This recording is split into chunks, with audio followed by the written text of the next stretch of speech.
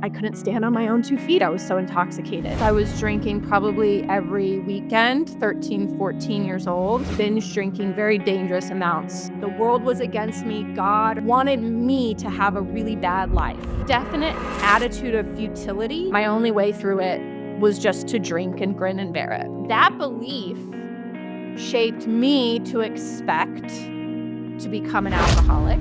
What we expect, we create. Being in so much pain that I was like, you know what? My mom drinks. It helps her. My brother's death definitely fueled her addiction. Drinking before was to escape and to soothe and comfort my pain. In that time of sobriety, I learned how to do those things on my own. I learned to not need to escape. My life is worth being here for. So much to the point that even if I did have a drink, alcohol was irrelevant. I wanted to be bulletproof. Hey guys, I'm Maggie today, and she's been sober 5 years with some lapses in there, so stay tuned. All right, Maggie. So 5 years sober, huh? Yes, actually, it started right before quarantine and Oh, and COVID. Yeah, so 2020. So I'm going into my 5th year of sobriety. what month did you stop? So it is kind of a funny roller coaster, and I imagine a lot of people can relate to this. It started for me. I had the last straw that broke the camel's back, kind of thing, so to say, at the end of 2019. Uh, December Christmas parties. I made a really big fool of myself at my own work party. Had Happens. to had to cover up a black eye on the Monday after that, going back to work because I couldn't stand on my own 2 feet. I was so intoxicated. And so just after all of that shame, I mean, that wasn't even the worst thing that had ever happened to me in my drunken career, so to say. But I was so sick and tired. I was finally so sick and tired that I took dry January for real. And that was kind of like the first dry month that I had a little bit of traction, that I got a little bit of success. I had tried those dry Julys, sober Octobers before, but I was literally just counting down the days to when I could drink again and be like, oh, I did Mhm. it 30 days, I'm healed. Whereas January 2020, there was something different in my mindset of like just taking 30 days off.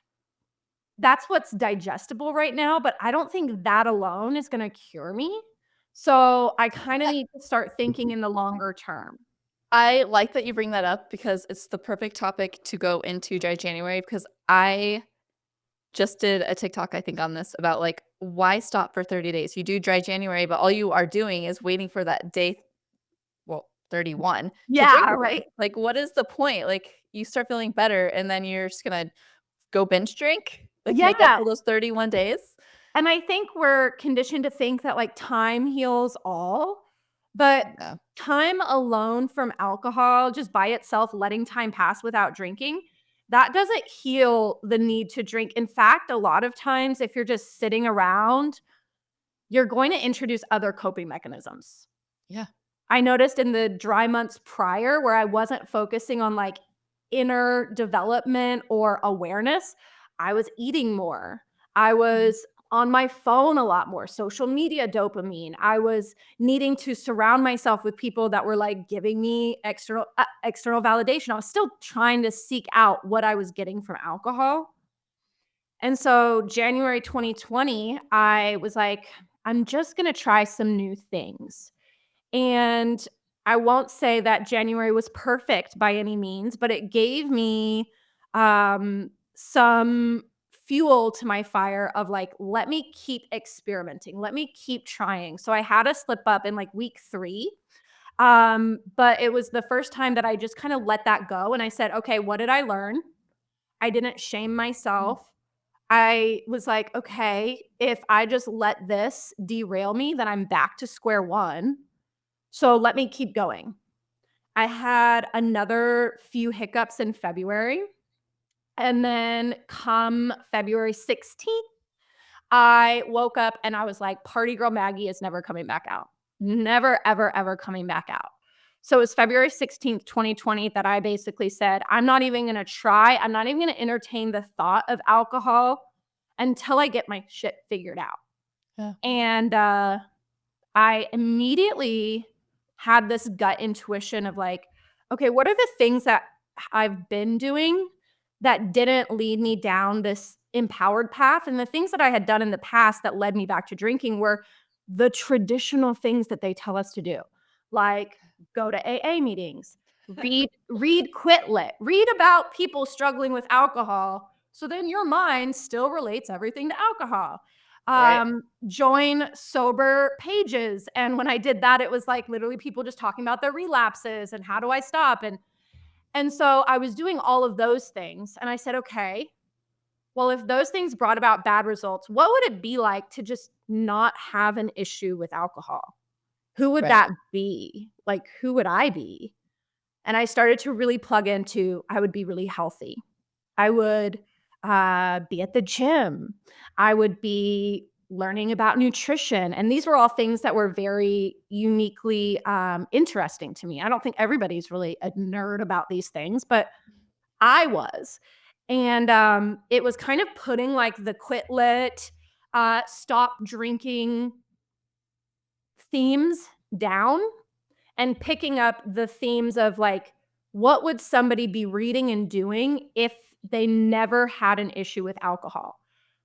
Which I think the previous version of me would have felt like that's pretending, that's not paying attention to the problem, and that's keeping your Mhm. head in the clouds. But the more I've studied about the subconscious mind, the more I've studied about paradigm shifting, personal development, the more I see that there was some sort of intuitive hunch that linked me to the right way to think about it, which is instead of struggling and focusing on the struggle, you focus on who would I be if I didn't have this That cultivated. is wow, that's deep because a lot of I know. people just focus on, not drinking and not what their life could be without the alcohol. Yeah, Megan, I had this, like, this epiphany one day. I was walking, I was doing one of my mindset walks, and I had made the decision to stop reading about alcohol, and I switched over, and one of the first books that I read was The Power of Your Subconscious Mind. I actually was listening to it one day on Audible. And, you know, the author, Dr. Joseph Murphy, he says time and time again, these truths that people have said for humans for hundreds of years, thousands of years about what you think about all day long becomes your reality. As a man thinketh, so is he. Mhm. You become what you think about all day long. And I was like, even though it felt like the right direction to say, don't drink, it helped me realize that by focusing on not drinking, it was attracting me to drinking. So if I'm not drinking, what am I doing? Right. Don't drink? Okay, let me banish that thought. I'm going to think about health. So I'm going to Yeah. go for my walk. I'm going to talk to my stepmom. I'm going to, do the healthy human things that people who don't struggle with alcohol, they sort I of. just have to I don't wanna interrupt you, but I just have to say, like, I don't think I read my first alcohol book, and it was Codependent No More was my first one until probably, like, a year into my sobriety. Like, I didn't listen, I didn't read. I mean, I just listened to podcasts and, like, other personal development stuff, but not I never read a Quit Lit book. And that's probably why you've done so well. Really? I will say, because, like, even when I have clients too, they want to read This Naked Mind, they want to read Happier Hour or Quit Like a Woman, and I'm like, "Well, save those things because eventually they could be educational." Quit Like a Woman is I'm listening to that right now, and it is, like, mind-blowing, and I'm glad that I'm listening to it now that I'm sober, and I don't know how I would have thought about it going I think about that all the time, like, I think about, like, what how would I have taken this book if I was trying to quit drinking? But, oh my Mhm. gosh, it's a strong book, I love it, When you but create the new version of yourself who knows that alcohol doesn't serve you and you go back to those, you can read them without putting yourself in the story. yeah, But when you're still in this identity of, I love alcohol, but I can't drink it, but it really helps me, but it's so fun and I could never imagine my life without it. When you're still in that phase, it's very hard to read stories about people quitting alcohol and believe that part. All you think about is the drinking. But like you said, when you go back to it, when you're a better version of yourself, you're like, oh, okay, now I can see why I did this. Now I can Yeah. see that this was the purpose of my drinking. Now I can see this myth that I had to bust for myself. So I love that you're going back to it. I do enjoy them. And I love This Naked Mind for like all of the education around like the dopamine receptors and the anxiety and the depression that comes alongside of drinking. But I don't think if I would have really anchored into that in the early March, April, May of 2020, I don't think I would be where I'm at right now. That's so it's I love that you bring this controversial it's a little bit controversial because a lot of people comment on my YouTube and they're like, "I read this book, Naked Mind," or like I said, I didn't do a lot of quit lit. I just am on my second one, so I don't know all the quit lits, but, I was like, "Oh, a book helped you quit?" Like, everybody's like, "Oh, it helped me quit. It changed my mind." I was like, "Good for you," but I didn't read my first one, and so if it helps some people, that's cool, but, I mean, I like how you put it into a different perspective of your mind's still just gonna be constantly thinking about it. Yeah, and our mind is a magnet, like whatever we're thinking about, it's gonna go out there and like all of a sudden, if you're reading your Quitlet and then you go out in public, you're gonna see the alcohol advertisements, you're gonna see the wine on the tables. It's just the way our mind works. And Mhm. yeah, for some people, those books like kind of create that perspective shift. So when they see the alcohol, they don't have that same romantic tie. But that's very rare, I find. In fact, I have a lot of messages now too of people being like, "I listened to your episode about quitting Quitlet, and I totally agree. I didn't realize how much it was making me ruminate over my obsession with alcohol." So, that's Yeah. just one of my philosophies, like, don't listen to it, don't read it until you're in a really confident state of mind, you know? Yeah, I think there's a bunch of other self-help and personal development type styles that can, like, tweak your mind to be like, "I can be a better person," like, build that confidence. I mean, I am listening to, oh my gosh, Millionaire Fastlane or something like that by MJ DeMarco, and everything that he tells me, I'm like, "Holy crap, that can relate to sobriety," but it's not a sobriety book. But, like, Mhm. it's just you start, like, reading these personal development books, and you're like, "Oh my gosh." Like, Yeah. it's a whole Oh, different girl, world. we are 2 peas in the pod. I feel the same way, and that's like, I started to, power of your subconscious mind, but then I started to really get into prosperity consciousness literature, so Think and Grow Rich, and anything by Earl Nightingale, The Strangest Secret, and they're talking kind of about money and a Mhm. relationship with money, and I saw I can literally copy and paste relationship with Yes. alcohol. Yes, I do that too. I, like, take pieces of the book, and I'm like, "This would be a good post," and I'm like, Yeah. "Oh my gosh," and it just, like, is like, boom. Yeah, And it's like, I heard this line in one of, Bob Proctor's books, who's one of my favorites. He says, "If you're always thinking about debt, you're gonna get debt." And I was like, light bulb, if I'm always thinking about alcohol, I'm going to see it. If I'm always thinking about I can't live life without alcohol, then that's exactly what I'm going to attract into my life. And that was my mindset. And I think, unfortunately, a lot of our society is programmed and kind of conditioned to use that protocol, which is why I think addiction, alcohol use disorder is such a beast to beat because we're just not directing our attention the right place. oh my gosh, so true. I mean, because in MJ DeMarco's book, I have another book on my list of his to read, but he mentions you have to manifest the life that you want, Absolutely. and I'm And like, we're "Wow." already manifesting the life that we have. Like, manifesting happens at all times. We're manifesting everything. And it really opened my eyes. I think this was probably something that I felt in early 2020. Maybe I didn't have enough awareness until like the summer or August of 2020, but it was like, if I can manifest good in my life, that means that what I have right now, I've manifested. And it was kind of this punch in the gut of like, manifesting isn't just good, it's also the bad stuff.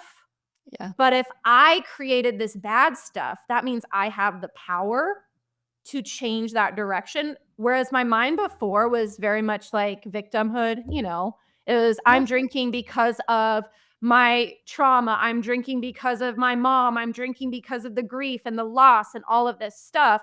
And I was thinking like my life was just, I was a victim of circumstances.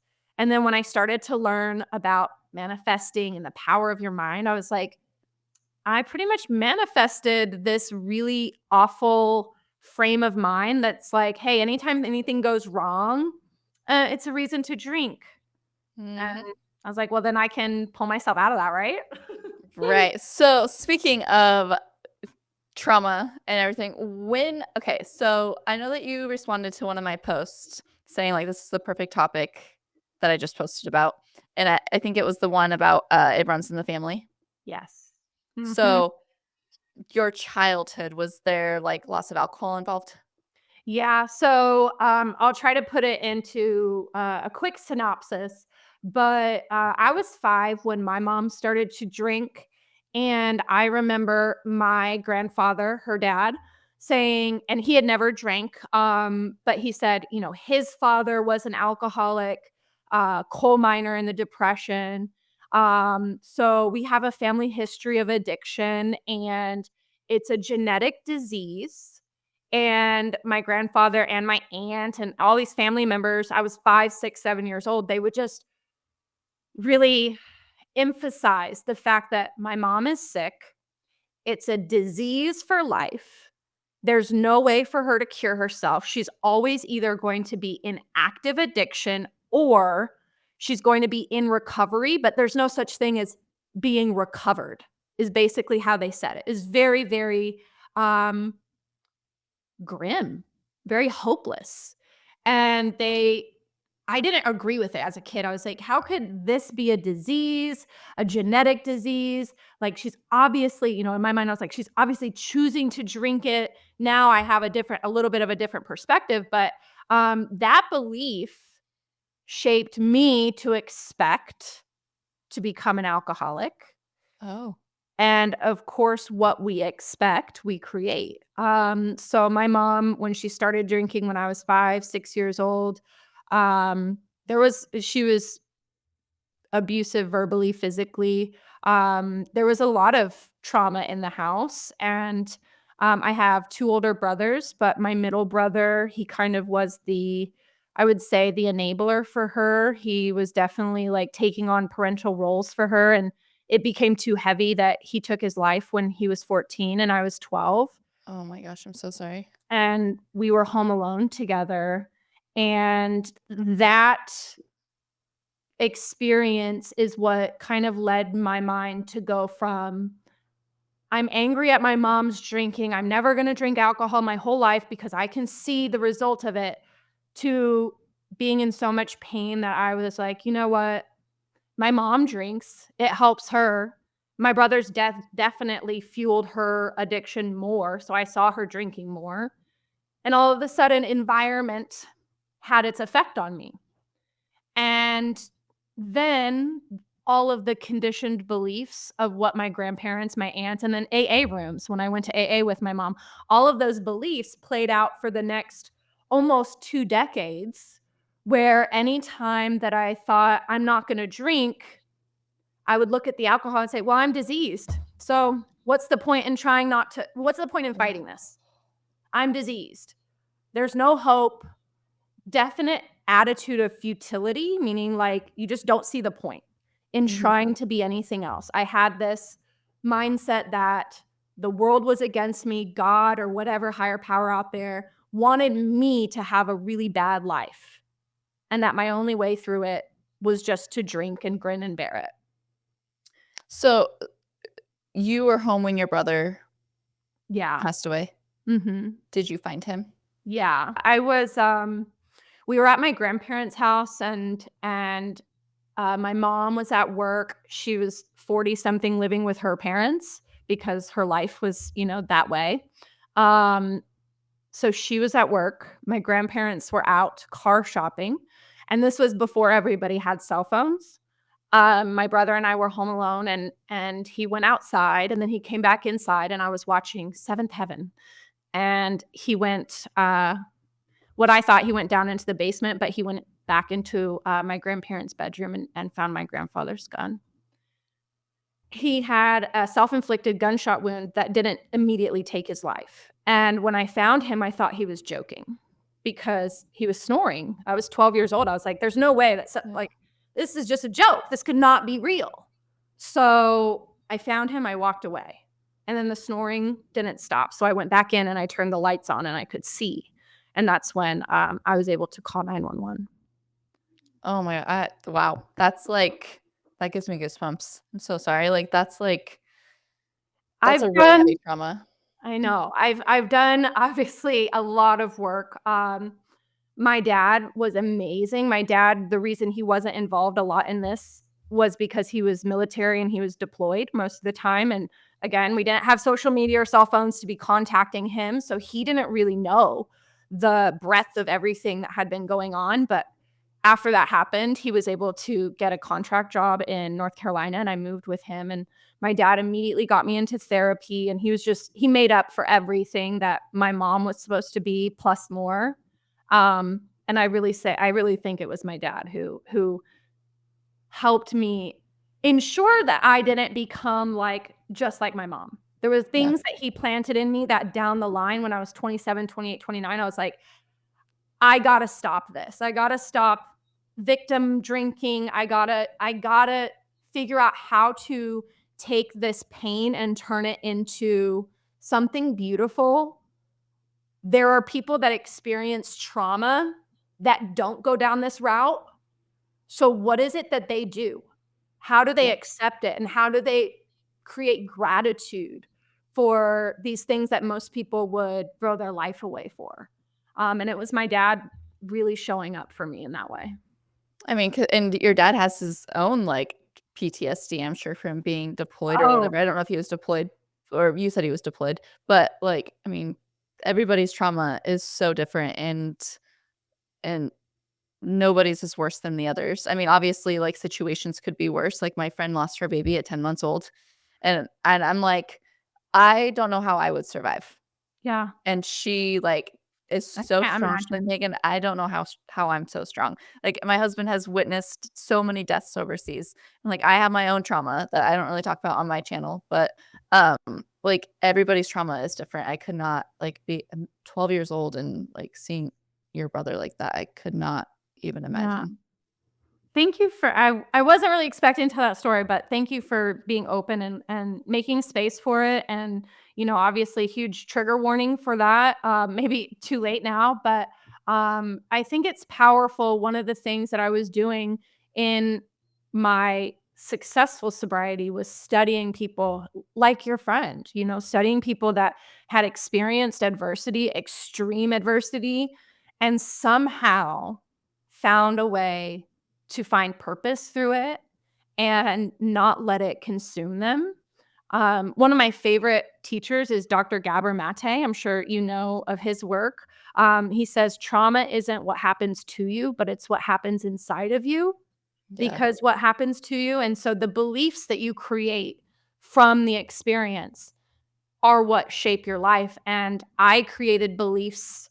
I felt very guilty for not being there for my brother. I felt very Y guilty that I walked away when I first saw him.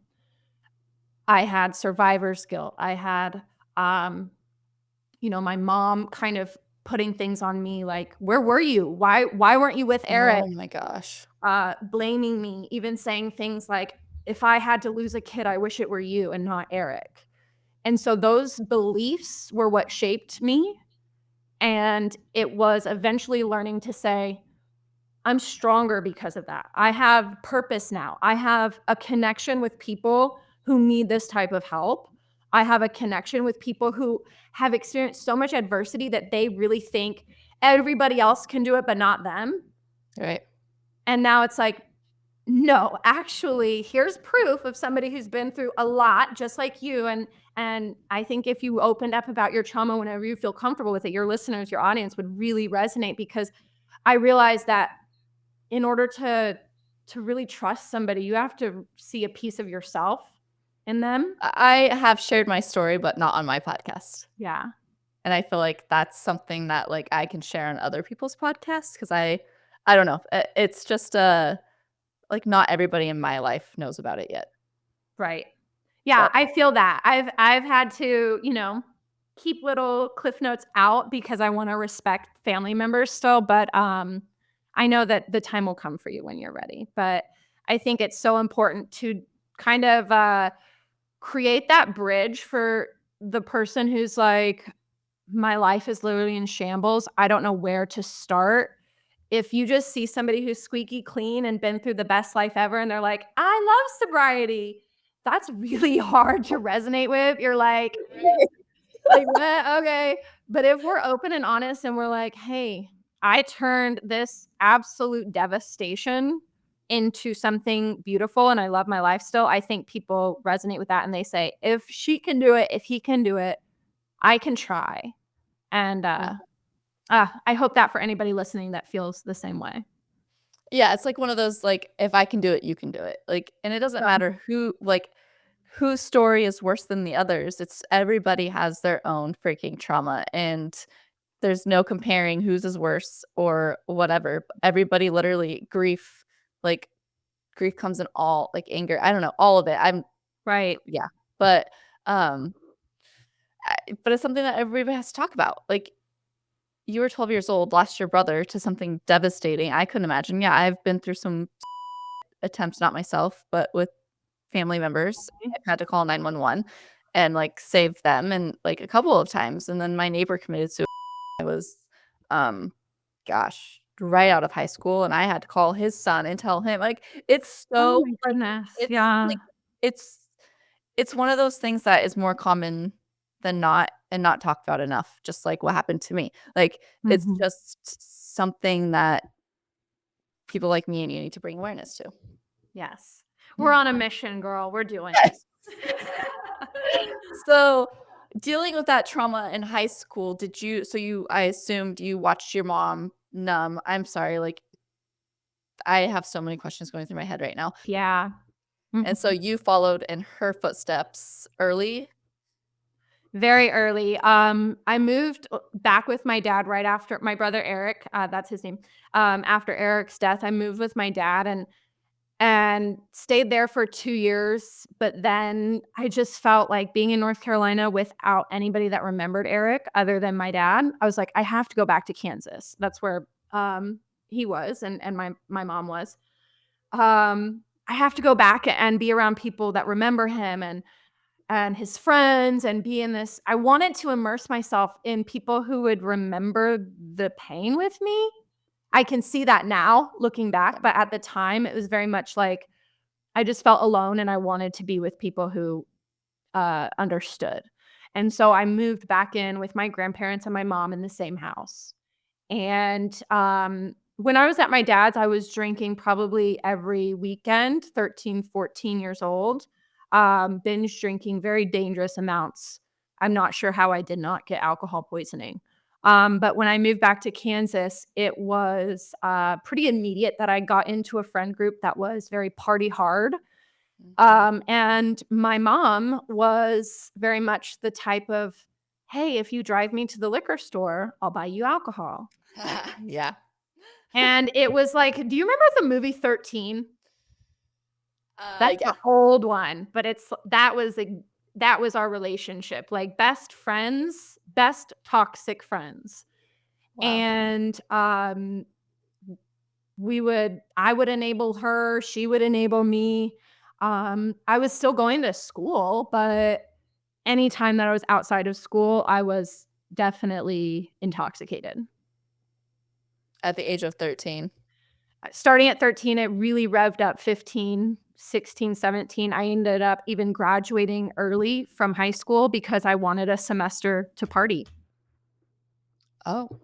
It was my entire identity, even as early as high school, and Eric was 2 years older than me, so I kind of fell in with the group of his friends, and they took me under their wing, but they had graduated already, so I wanted to be out of school, I wanted to go over to their houses, I wanted to party with them, and honestly, a lot of them weren't really doing much with their life because they were also still traumatized. They were still living in, "Oh, my best friend, and I don't have my best friend," and so misery loves company, of Yeah. course, you know?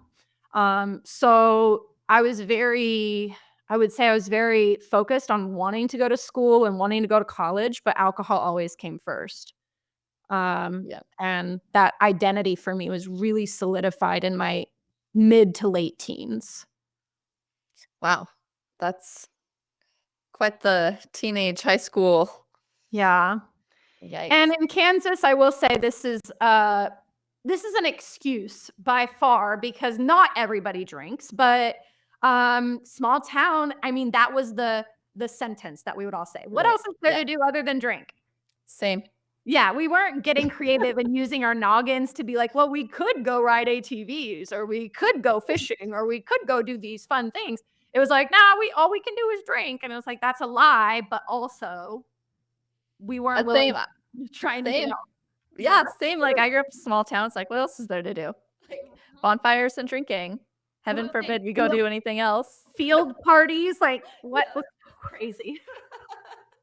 People drunk trying to drive the tractor. Yeah. Gosh, crazy. So, your relationship with your mom, is she still in the picture? She actually passed away 2 years ago from alcohol-induced health issues. Um, Over the years, I mean, so many things that she had to do because of her alcoholism. It was so sad to see when she was 50, she got all of her teeth pulled because her teeth were so bad, dental hygiene stuff. She was malnourished. She was about 90 pounds, 5'7". Oh, Um, wow.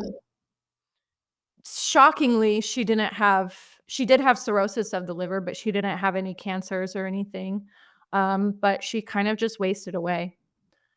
She was living at the time with her aunt, so still a dependent, and admittedly never really figured it out. Wow. I'm sorry. I mean,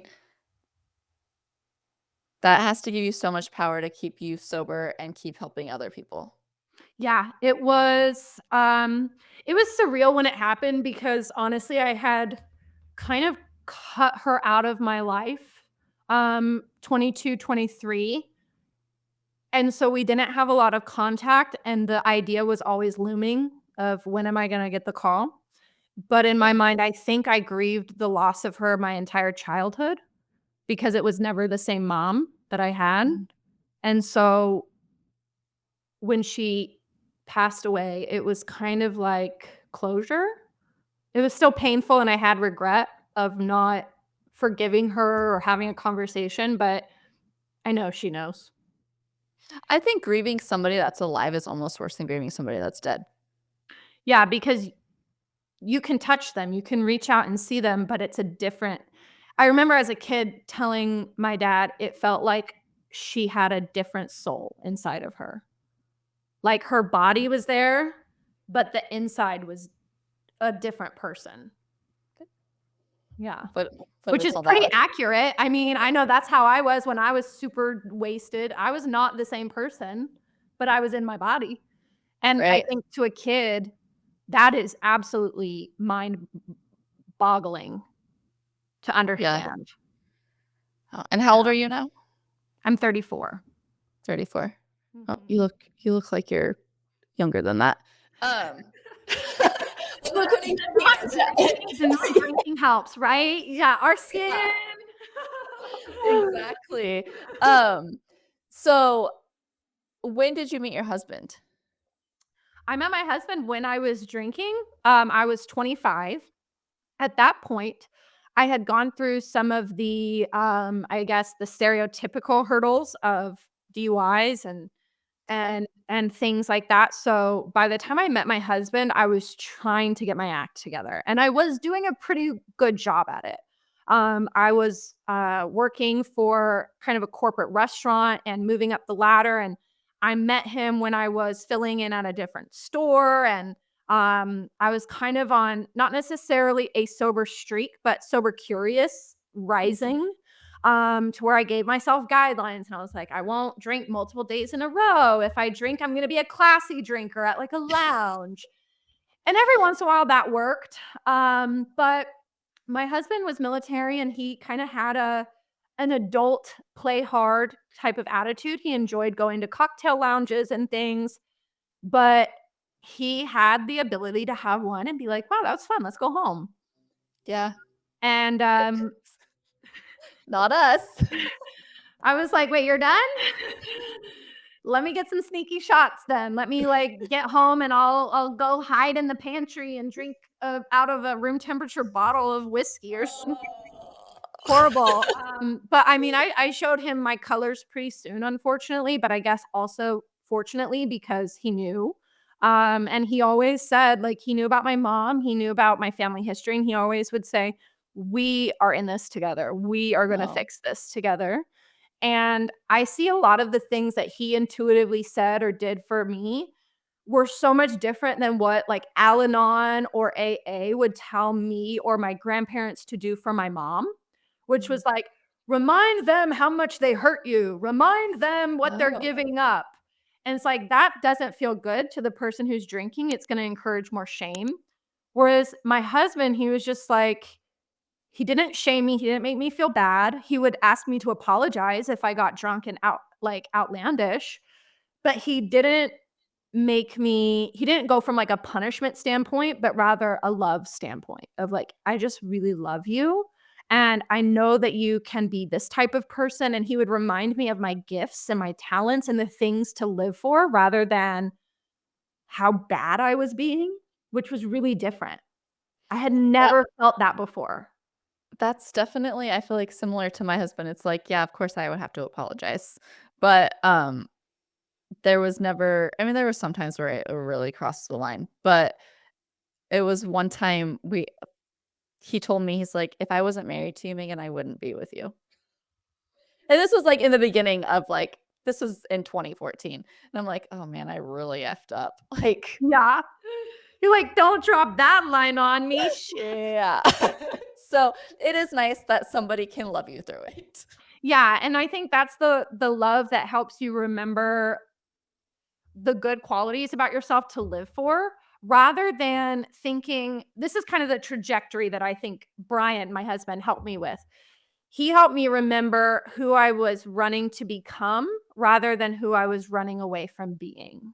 Oh, So he would remind me about, look at your potential. Every time you try out for something with your job, you get it. Every time you ask for a promotion, you get it. Every time you put your mind to something, you get it. Like, keep going, versus dwelling on all of the past failures and being like, you did this again. And look at what you did last weekend. And why do you keep yeah. doing this? And so there was just a different energy that actually inspired hope. Did it take a few years to marinate?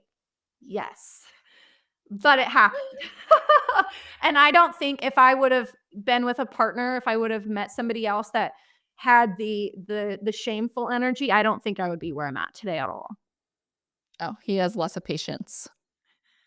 And it's He's the like, we, like, we're both married to Army, "Army, yep." and for some reason, they put up with us and had some patience with us, and now look.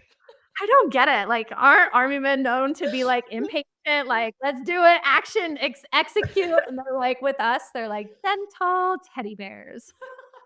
Yeah, for the most part. I For mean, the most sometimes I'm like, "Dude, I am not one of your people, like, I am your wife."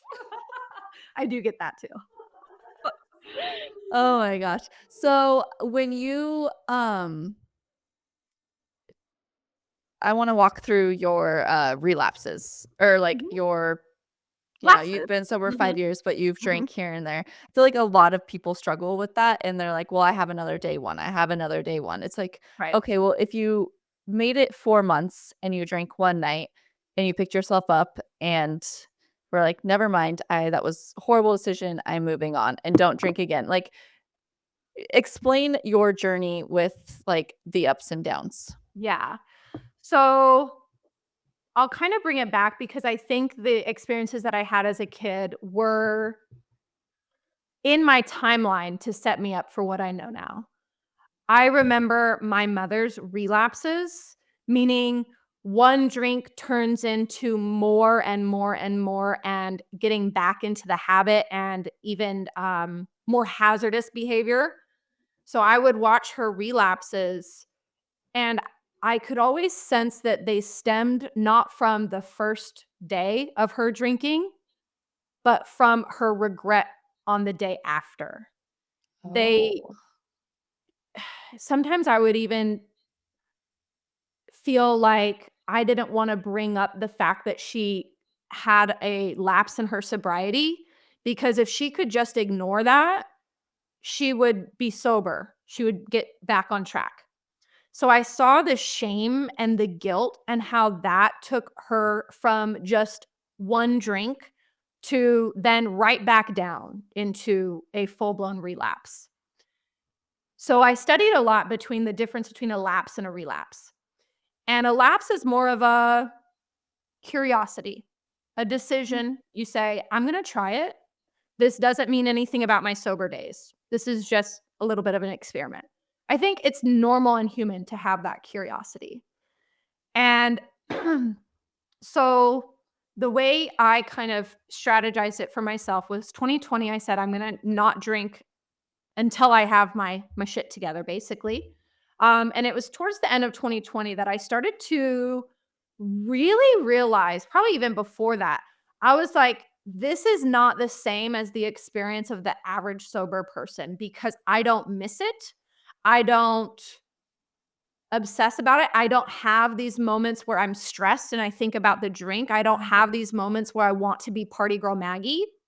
But I sometimes do have these moments of thinking, I can't drink at this dinner. And that took me away from being present with the dinner. Oh. Yeah. So focusing on not drinking was taking as much energy in those moments. And I said, if I fixed my quote unquote problem with alcohol, I kind of want to test this disease model thing. I kind of just want to see if this is true. If it's true, and I told Brian this, we're sitting across the table. I said, if this is true, then I'm going to have this drink and I'm going to spiral back into a full blown alcoholic, right? That's the hypothesis. I had the drink and I was like, barely even sipping it. I was like, I don't really enjoy this. This isn't fun. I just needed to know for Mhm. myself that there is no romantic tie there, that there is no, once you have one, no matter how long you've been sober, you're going to spiral into active addiction again. I needed to dispel all of these myths for myself. So I gave myself the permission to have one on special occasions. That first one that I had was with my husband on our anniversary. A-okay. The next day, I said, wow, isn't it cool that I just had one? Made me feel really good. It made me feel really in control. I was finally the normal person, like my husband. But it also helped me see this isn't something I want to do regularly. It dispelled that perception that I had in 2019 and prior that like alcohol makes everything better. Yeah. And it was like, actually, it really doesn't. It really didn't serve a purpose. And what happened, I couldn't explain it then, but what happened was I changed the functionality of my drinking. The function of my drinking before was to escape Mhm. and to soothe and comfort my pain and to get attention and be the social butterfly. And in that time of sobriety, I learned how to do those things on my own. Not necessarily to escape. I learned to not need to escape. I learned Yeah. that my life is worth being here for. I built a life that I loved. So much to the point that even if I did have a drink, alcohol was irrelevant. I wanted to be bulletproof, basically. That if I wanted to walk the realm and go to a party and have one drink that I could, and I could walk home and be taking off my makeup and go to sleep, or I could say, I'm not having a drink for the rest of my life. Both of them are available. Yeah. But for me, the key was to learn how to enjoy life without it, not count the days, and then not telling people to decide to do it. But if you do have a drink, you just let it go. You say, what was I trying to do in the moment? What was I looking for? You try to figure out what did it serve a purpose? Then when you can actually create data from that, then you know next time if you're feeling that itch, you say, "Oh, I recognize this. The last time I had a drink because I was feeling awkward at the party. This time I'm Mhm. just gonna let myself feel awkward and see what happens." And there's all these little lessons that you have to put yourself through. But I think the main thing is like, hey, if you look at it relatively speaking, if you were drinking every day for 10 years and then you went sober for 4 months and you drank one day, isn't that a heck of a lot better than drinking every day for 10 years like you did before that? Oh Like, my gosh. I learned the law of relativity and it just changed my mind. I was like, you know what? One day is literally a blip on the map. And if I don't feel ashamed about it, that one day doesn't turn into 10 days, a month, or just my lifestyle being consumed by it again. Wow. I mean, I just feel like so many people just get down on themselves. I did have one, maybe 2, but one for sure. He was doing so good sober, and he ended up having a beer at a pub with some of his guy friends, I guess, and he was like, "I was scared." And then he has not had one since. And I Mhm. was like, "Wow, like, look how far you've come." Like, to somebody I've seen his journey from the beginning, and, like, somebody that was, like, literally struggling, like, "How do I get past this? I don't like it." Like, all the feels, to being able to go to a pub months later, have 1 beer, and be like, "Yeah, and, like, now I know." Yeah.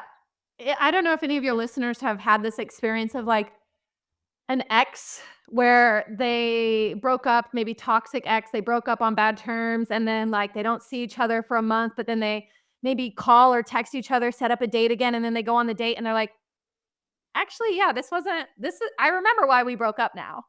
You right? The it Some, factor. I just yeah. learned that word. Sometimes it's like you have to have that confirmation. It sounds like your client was like, I had the confirmation that it's not for me anymore. And for some people, I think they need that. Or Yeah. else they spend their entire life sober, but saying, God, alcohol would make everything better. So if by chance you have a lapse in sobriety, if you can turn that into a, wow, this is why I quit drinking. Wow, this is why I don't do this very often. Wow, this is why I don't habitually drink anymore. Then it takes away the lure of alcohol in general. And when alcohol doesn't have power over you, then you can be anywhere. You can even have a sip of it and you're just like, "Ugh, nope. Ooh, that was not what I meant to drink. I meant to have my water." And you're not going to spiral. I think there's also conditioned paradigms for especially people that go into AA rooms. They're like, "Well, once I have one drink, I just can't stop. Once I have one drink, then I drink to get drunk." And so they can go sober forever, but if they don't change that opinion of themselves, then Mhm. even if they are curious down the line, they're gonna have one where they could have stopped. They're gonna say, "Wait, but I'm the type of person that only drinks to get drunk, and if I have one, here I have this one, I always have another. Okay, I'll have another." So it's interesting how these self-image beliefs actually work as well. So I've got clients that are like, "Hey, I wanna go completely sober," and then I've got other clients that are like, I just really want to be able to moderate and have one on New Year's Eve or have one on my birthday and then say no more. And especially with those people, I'm like, we have to institute a self image that you don't like to be drunk. If Mhm. you want to have a cocktail, literally, like you have one, like a piece of cake. You don't eat the entire cake, you have one. And so we work on these perspectives around alcohol because it's wild. Back in the day, I used to think 20 drinks was like light. Whereas now I'm like, "1 drink? Oh my gosh, you're gonna be sick tomorrow." I'm like, "No way." Uh, So I it's I like how you compare that to eating cake, because I feel like that's how me and my husband are. It's like, I couldn't have just 1 drink, and he couldn't just have 1 piece of one pizza piece of or 1 piece of cake. It was like the whole thing, or at least half of it, and then there's his shitty wife over there, like, passed out because she couldn't just have 1 drink. I mean, the total, like, it is literally mindset, like, okay, it's discipline. it's discipline and mindset of like, what do you think about yourself? Because whatever you think about yourself, you're gonna do. If you're like, "I'm the type of person that I'm all or nothing." That's like a phrase that I hear all the time with clients or, intakes. They're like, "I'm just the 0 to 100 all or nothing type person with this thing." And I say, "Well, what if you weren't? If you stop believing that, then you would actually stop embodying that." And there's a lot of work to be done with that, but, I think it's mindset, like you said, mindset and what you believe about yourself. Well, and it's kinda like when you go on vacation, like, we just got back from Oregon, and I was just like, "Well, I'm on vacation, so who cares what I eat?" And usually it would be like, just who cares what I eat and drink. I mean, Right. I still felt like crap eating the way I did, but at the same time, like, I coulda shifted my mindset and been like, "I don't have to eat like that just because I'm on vacation." Like, I could have eaten a lot better. Yeah. Just like drinking, it's like, no, like, I don't have to do that. I mean, yeah, just switching that mindset, it's so Mhm. crucial, and I wish more people could, like, grasp that. Well, I think that's what we're helping them with, hopefully. Yes. I mean, and it like, everybody's like, "How did you quit?" And I'm like, "I just switched my mindset." Like, I don't know Mhm. how I quit. I don't have an answer for you. I just did it. I did the hard Mhm. work. Was it easy? No. But, like, getting past those first few weeks, few months was probably the hardest, and then Mhm. I went through an anger phase. Yeah. And then and then, like, right before my 1 year, I went through emotional turmoil where I had to feel all these emotions, and I feel like a lot of people end up caving to that anger or that sadness, and it's like, if you Absolutely. just push through those emotions, gosh, it sucks sitting in them, but, like, it feels better in the end. Like, it's like, Yeah, and "Wow." eventually you become a master of sitting with them. You're like, "This is actually pretty easy, and I know it's better in the long term." Like, I just gotta sit with my feelings for a little while. Oh, it sucks, and I, like I don't sugarcoat it. I'm like, "Yeah, it really does suck." Like, I mean, I had a lot of stuff happen in the beginning of summertime, and I'm like, "Ugh." Like, if it was 2 years ago, I would have been wasted in dealing with this, but then sending horrible text messages and posting a bunch of crap and, like, Mhm. what does oh my gosh. So, your focus on you're shifting your Instagram, but right now you're Magnify Maggie. Yeah, so kind of my personal account, but where I have been really talking about my mindset, my strategies, the work that I do with clients has been on the Magnify Maggie account. But I am starting a new business page, the Magnify Method, actually just Magnify Method on Instagram. Yeah, method. Mhm. And so you're into health and fitness also. So were you into health and fitness as much before you quit drinking, or is this something that has happened since you? Yeah. So, I was a gym girly while I was drinking, but I had a very I would say problematic relationship even with food in the gym then. I was going to the gym to literally burn off the calories that I drank and ate. I was going to the gym to justify that my drinking wasn't that bad. I was going to the gym to be skinny. Um and when I really in 2020 when I really turned things around, it was I'm not just gonna look at the gym as, like, punishment for my drinking anymore or a way to justify that I'm okay. I'm gonna look at it like a project. And so, I started to do programming for myself, progressive overload, meaning that you're not just going in the gym what I had done for so many years was rolling in hungover, look on Instagram, find a random routine, and try it out. Yeah. Uh, Whereas in 2020, I was like, no, I'm going to repeat my workouts. I'm going to follow a program. I'm going to measure my results. And every week, I'm going to repeat this exercise and I'm going to see how I improve. And that became my healthy obsession, so to say. And it taught me about manifesting. Like, it was the first thing that taught me that if I put my mind to something, I can create my own results. Because one Monday, I could only squat 80 pounds. The next Monday, I could squat 85 for 2 more reps. The next Monday, I could squat 90 for 5 more reps. And I was like, wow, my body is so powerful. And my mind was focused on these workouts and eating protein versus I wanna drink. In fact, it was pretty quick after I started my progressive overload and glute training specifically, that if I thought about alcohol, I was like, "Ick, that gets in the way of my goals. That Yeah. will make my workout suck."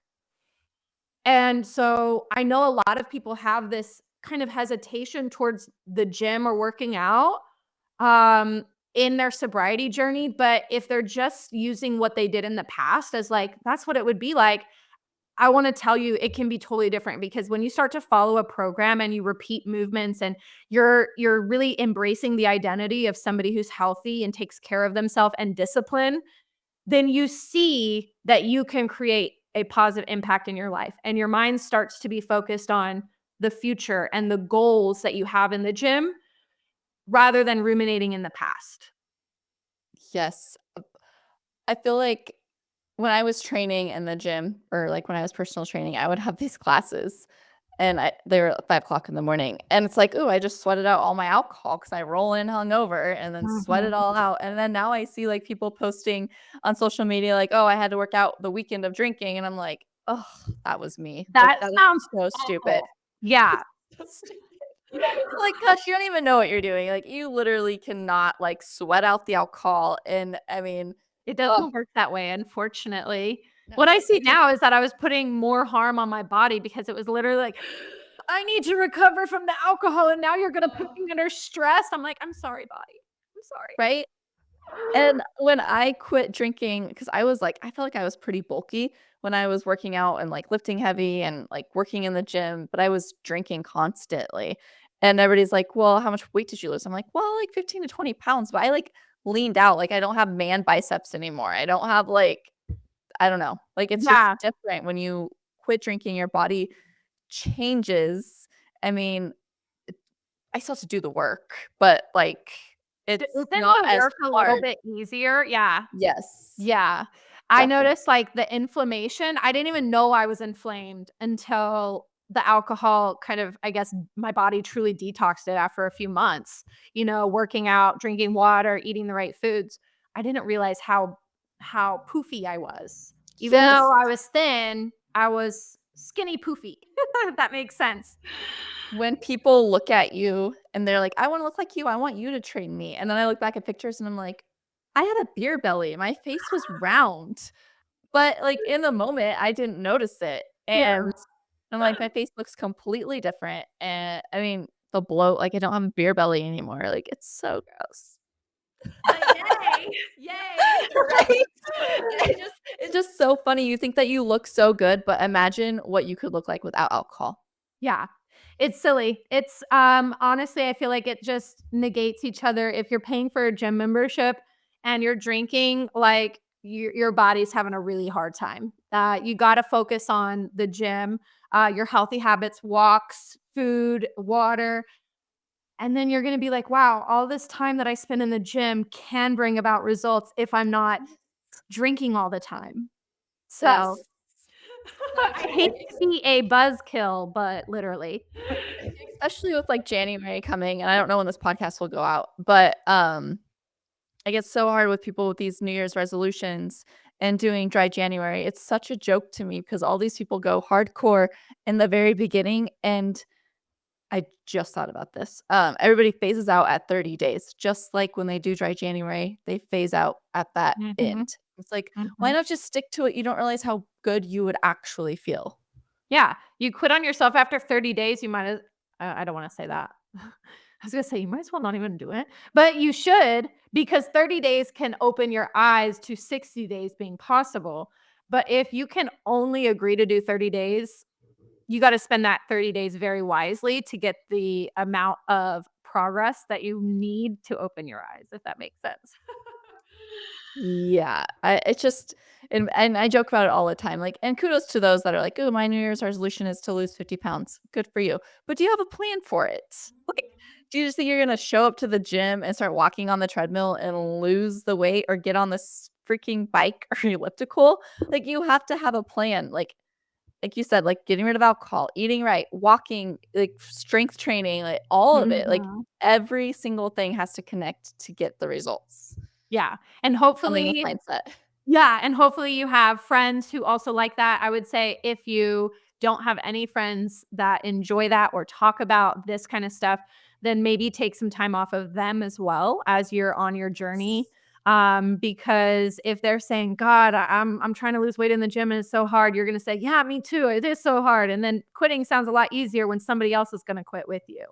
So find some friends or a coach who can hold you to your goals because I know that had I not recruited friends along the way to say like, "Hey, let's work out together. Hey, there's this party going on. Let's go together and bring our mocktails." Like if I wouldn't have recruited friends along the way, it would have been easy to be like, "Well, everybody else is quitting or everybody else is starting drinking again. So I should too. And we are the product of our environment if we allow it, if we don't have the right mindset. So Exactly, and that goes to, like, I would find myself eating like crap just to make people feel comfortable, or I always mhm. felt like I had to drink because that was just who I was, but then I changed my mindset and was like, "No, I can actually eat healthier. I don't have to eat like you, and I don't have to drink anymore. I can be myself and not drink. If you don't like me sober, then I guess we were never friends to begin with." Right. Yeah. It is eye-opening to see what friends actually enjoy you and what friends just wanted a drinking buddy. Yeah, like, I went to my best like, she's like my I call her my sister from another mister, and, she, like every time I go there, she has White Claws, but, like, we used to drink together all the time. Nothing has changed between us besides it's me not drinking now. Like, that's the And as only long as thing. she doesn't razz you for it, she's comfortable with herself, then it still works. Yeah, one of my best Yeah, friends still has drinks too on more of a regular basis, and as long as she's cool with me not drinking, I'm cool with you drinking. Like, it doesn't yeah. bother.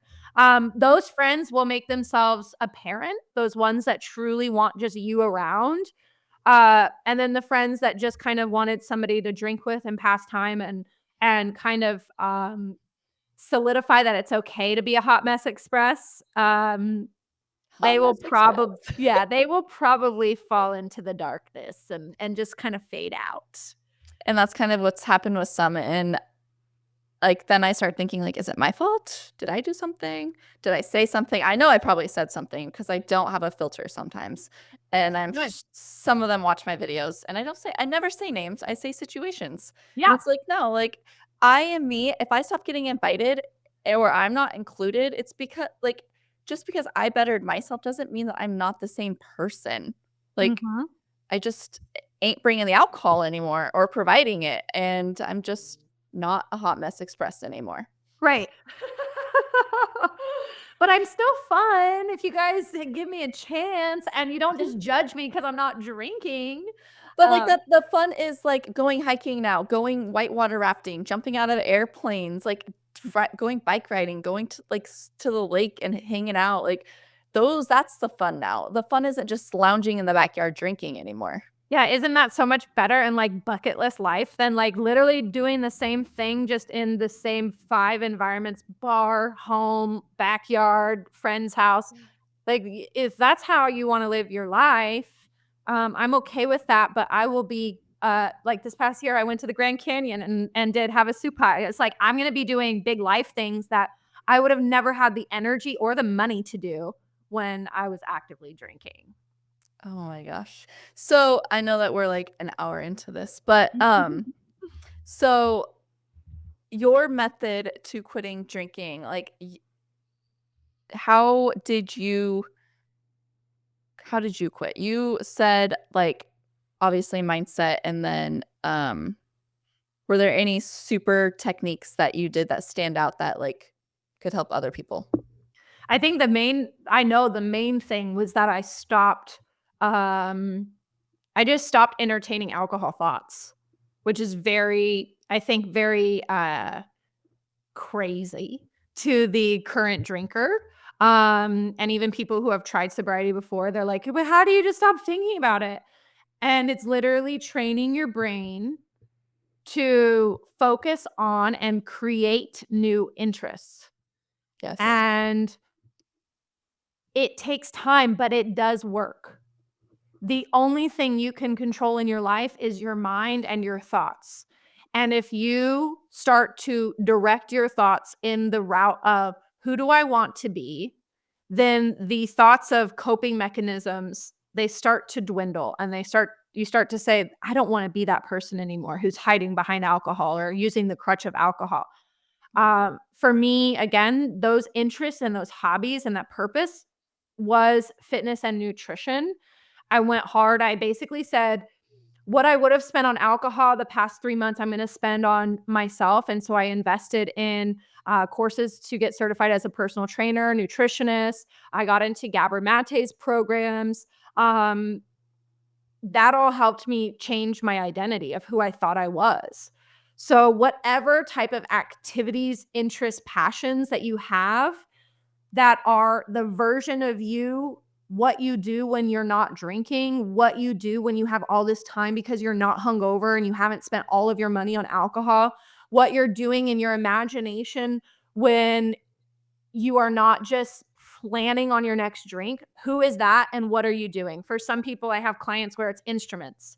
I have some clients where it's also starting a business. I have a lot of clients who are now entrepreneurs. They're like, turns out I was drinking because I hated my job. Yeah, And I was just the big settling. one. Mhm. Yeah, I was just settling and I was coping with the hatred of my job with alcohol. Sometimes it's more crafty things, opening Etsy shops, like whatever it is, you have to understand that you're a magical freaking creature and you can create this new lifestyle. It's almost like alcohol had me hypnotized that I am just this type of person, this drunk, Mhm. this trauma bonded person. And I had to break free of that.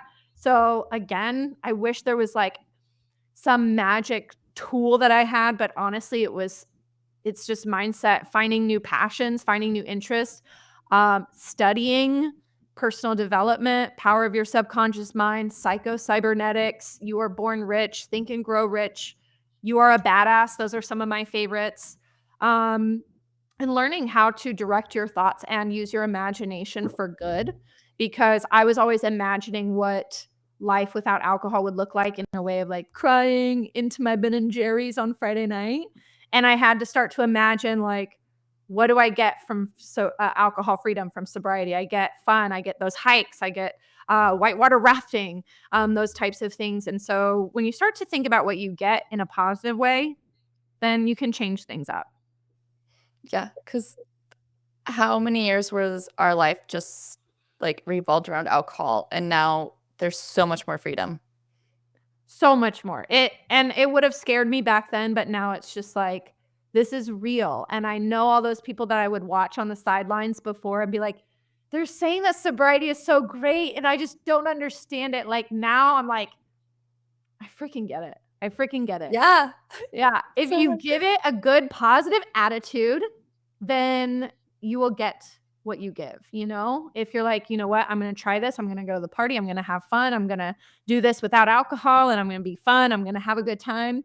You actually create that because we create our own reality. So, be careful what you imagine, what you tell yourself, and what you expect out of life because you're gonna get all of those things. Oh my gosh, so good. Thank you so much for sharing. I mean, there's so much I wanna, like, ask you and talk to you about, but, like, I could be, like, a 3-hour podcast. Well, let's do it again, and then I'd love to have you on the Unsoberly Sober show when we start recording again. I believe mid-January, early February. I'd love to have you stream in there because I want to hear your story too and ask you lots of questions. But yeah, this has been really fun. I do feel like we could go for 3 hours though. We can be sober girlies in Sin City and have so much fun.